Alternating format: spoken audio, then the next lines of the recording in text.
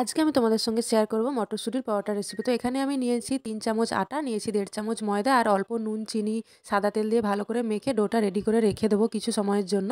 প্রায় ০.৫ ঘন্টা থেকে ৪৫ মিনিট মতো রেখে দেবো। আর এখানে নিয়ে নিয়েছিলাম মটরশুঁটি আর কিছুটা কাঁচা লঙ্কা। আমি ৫ টা মতো কাঁচা লঙ্কা নিয়েছিলাম। দিয়ে ভালো করে এটাকে পেস্ট করে রেখে দেবো।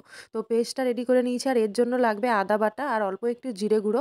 তো এখানে দেখো পেস্টটা রেডি হয়ে গেছে। কত সুন্দর দেখতে লাগছে। অল্প একটু জল দিয়ে পেস্টটা করতে হবে। তো এখানে আটার ডোটা রেডি আছে আর এই যে পেস্টটা দেখো এরকম হয়েছে। ভালো করে এটা একটু কড়াইতে নেড়ে নিতে হবে। এই আদা বাটা আর ওই জিরে গুঁড়োটা দিয়ে দেখো এরকম ঠিক মানে ওই পুরটা হয়েছে। আর পুরটাকে এরকম আটার মধ্যে ভরে আটার লেচিগুলো একটু বড় বড় করতে হবে। ভরে আর এরকম সুন্দর করে বেলেছি, একটুও কিন্তু ফেটে যায়নি। আর পরোটাগুলো খুব সুন্দরভাবে ফুলেছিল, অল্প তেল দিয়ে ভাজা হয়েছে, দেখেছো পুরটা কত সুন্দর বোঝা যাচ্ছে। আর এখানে আমার হাজব্যান্ড খাচ্ছিল পরোটাটা, তো বললো পরোটাগুলো কিন্তু খুবই সুন্দর হয়েছিল। তো তোমরাও বাড়িতে এইভাবে মটরশুঁটির পরোটা ট্রাই করতেই পারো যে কোনো নিরামিষের দিনে। তো তোমাদের কেমন লাগলো অবশ্যই জানিও। দেখা হবে পরের ভিডিওতে। সবাই ভালো থেকো, সুস্থ থেকো।